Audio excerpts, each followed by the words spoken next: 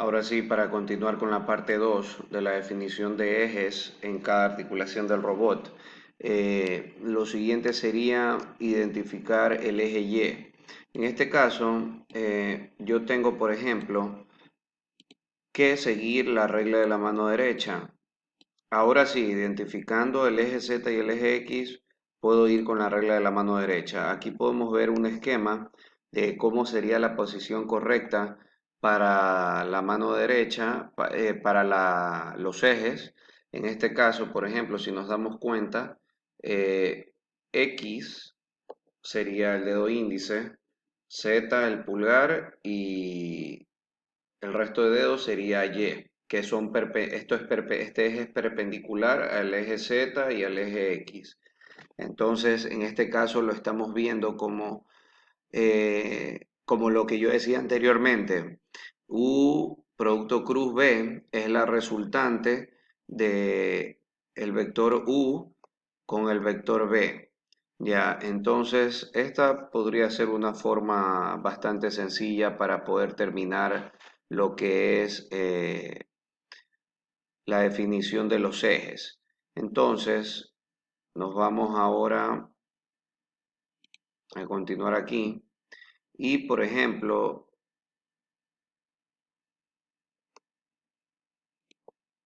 si seguimos la regla de la mano derecha, el eje Y sería justamente en esta posición. ¿Por qué? Porque si yo lo intento hacer así, por ejemplo, en este caso Z está apuntando, bueno, en este caso ustedes verán que yo lo hago hacia mi derecha. Entonces, si tengo a Z apuntando hacia mi derecha y X apuntando hacia arriba, Y tiene que venir hacia mí, es decir, hacia afuera de la pantalla, y es justamente lo que está ocurriendo aquí. En el siguiente eje,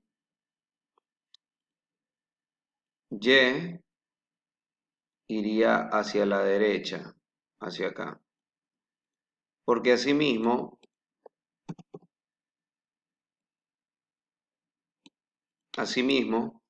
si yo tengo, por ejemplo, Z, y en este caso Z está apuntando hacia abajo, y X está apuntando hacia adentro, entonces Y va hacia mi derecha. Entonces lo pongo justamente con sentido hacia la derecha. De igual manera, vamos con el siguiente eje, el eje número 3. Como nos damos cuenta y no hay cambios en el eje Z y y el eje X, se mantendría con la misma forma. ¿Ya? En el segundo caso, en el eje 4, si hay un cambio en Z. Entonces, por ejemplo, X se encuentra mirando hacia adentro y Y hacia mi derecha. Pero si yo cojo y hago un pequeño cambio, que tendría que yo torcer bastante la mano, hago un pequeño cambio hacia la derecha, en este caso Y miraría hacia arriba.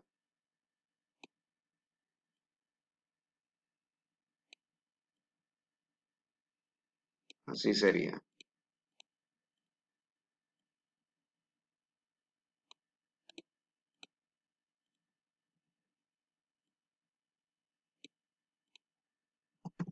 ¿Ya? Luego nuevamente vamos a cambiar nuevamente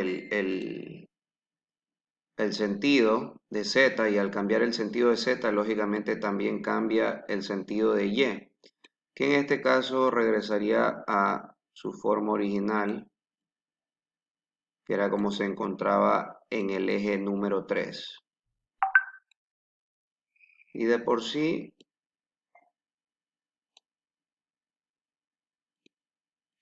el eje número 5 y 6 vendrían a ser los mismos.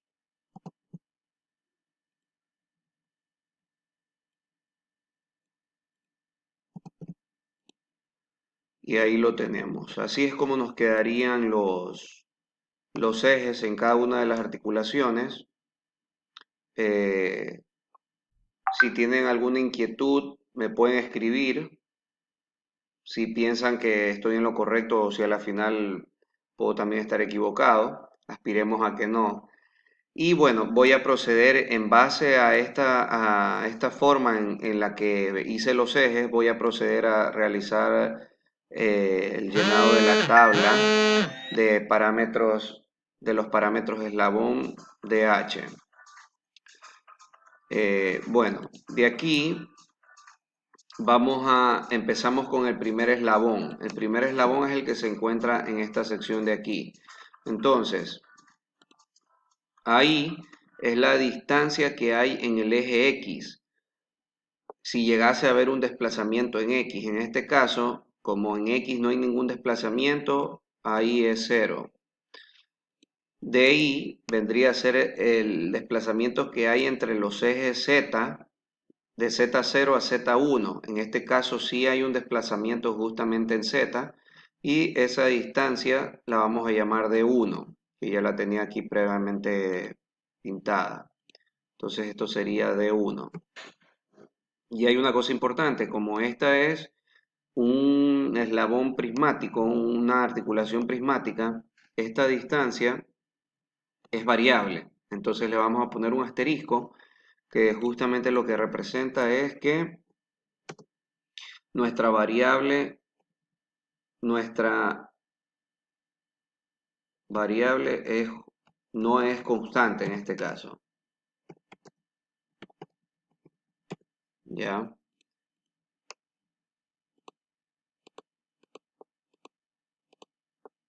Bueno, ahí quedó en azul. Ya, después de esto nos vamos con el ángulo alfa. El ángulo alfa es el ángulo que se da en los ejes Z. En este caso, el eje Z sí tiene un ángulo de diferencia que lo voy a dibujar de este lado.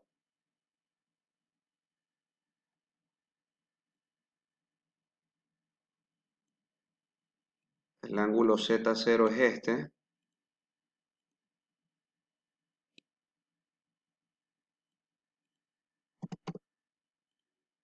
Disculparán hace un momento que sonó el teléfono, pero me imagino que, de hecho, bueno, lo vi de reojo. Es la gente que ya empieza a escribir, curioseando y me imagino que tiene dudas. Entonces, en instantes estaremos contestando y ayudándolo con las dudas que tenga. Entonces, por ejemplo, aquí tenemos un ángulo que se ha formado y este ángulo es de 90 grados. Entonces, en este caso, alfa en el primer eslabón sería 90. Y teta, en este caso, como no hay una diferencia entre, bueno, teta es el ángulo que se da en cambio entre los ejes X y X0 en este caso y X1. Como no hay ningún cambio, se mantiene en 0. ¿Ya? En el caso del eslabón 2, que ahora es este, aquí en cambio tenemos una en alfa, AI, que es la distancia entre los ejes X, algún desplazamiento que pueda haber, tampoco hay ningún desplazamiento en X, entonces va a ser 0. Y en el caso de DI, que es el desplazamiento entre los ejes Z, sí se da esto justamente. Y este desplazamiento es de 2 y es variable justamente, entonces lo vamos a definir como variable. Después de esto viene el ángulo que se encuentra en los ejes Z y sí hay un ángulo justamente. En este caso vamos a borrar Z0, vamos con Z2, Z1 y Z2 y tenemos así justamente un ángulo de 90 también. ¿Ya? Y en el eje X también tenemos un ángulo justamente. El eje X lo vamos a hacer abajo.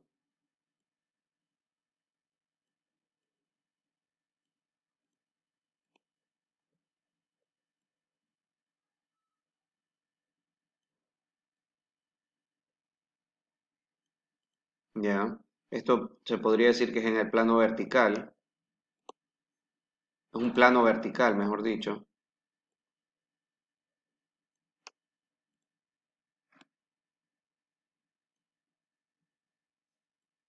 y también es de 90 grados.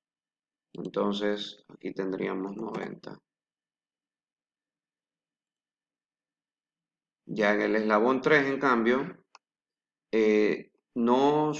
no tenemos distancias en X, desplazamientos en los ejes X, entonces seguiría siendo 0.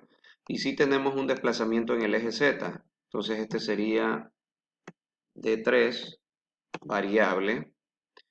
Y el ángulo de alfa, no hay ningún ángulo en alfa, se sigue manteniendo el eje Z en la misma dirección, entonces sería 0. Y teta también se mantiene en la misma dirección, entonces sería 0. ¿Ya?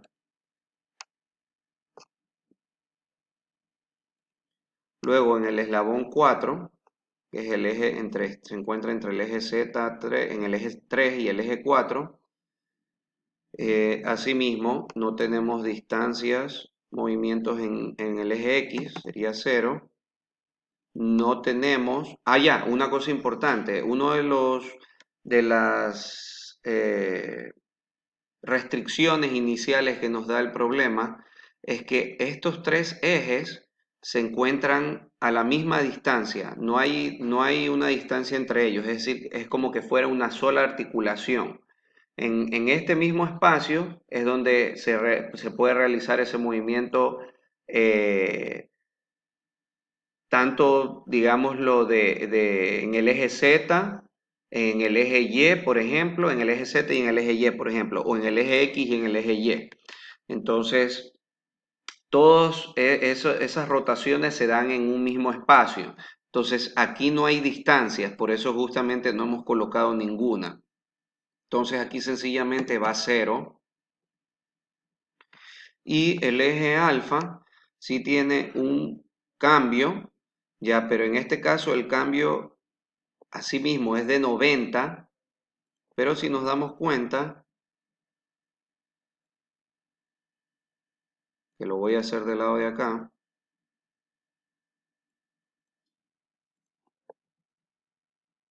estábamos en Z3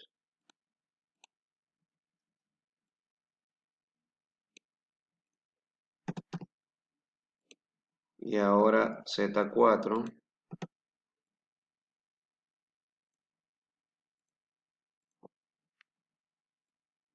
Pero en este caso, debido al sentido y que yo hago un ángulo como de retorno, yo lo tomaría como que este ángulo es de menos 90 en este caso, ¿ya? De menos 90 porque estoy regresando. Y en el ángulo teta también tenemos un pequeño cambio y el ángulo de 90, disculparán que sonó por ahí una alarma.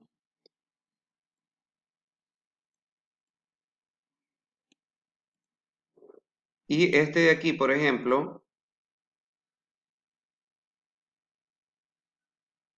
oh, perdón, estoy confundiendo los ejes. Ya, en este caso los ángulos en X siguen siendo, es el mismo ángulo, pero en este caso como es un movimiento rotacional, es una variable teta. En este caso le vamos a poner teta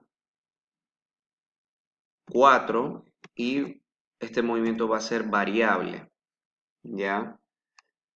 Miren bien, por favor, entre X3 y X4 no hay ningún ángulo de desfase, entonces que eso normalmente entre los parámetros se llama offset, y si hubiera un offset, es decir, un cambio aquí en el eje X estamos hablando entre entre el eje X3 y el eje X4, ese ángulo de desfase o ese offset tendríamos que registrarlo también, pero en este caso no lo hacemos porque no hay, ¿ya?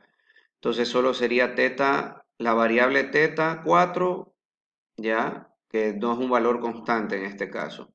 Lo mismo vamos en el quinto eslabón, Y bueno, eso lo seguiremos dando en el próximo video porque se nos acaba el tiempo. Chao.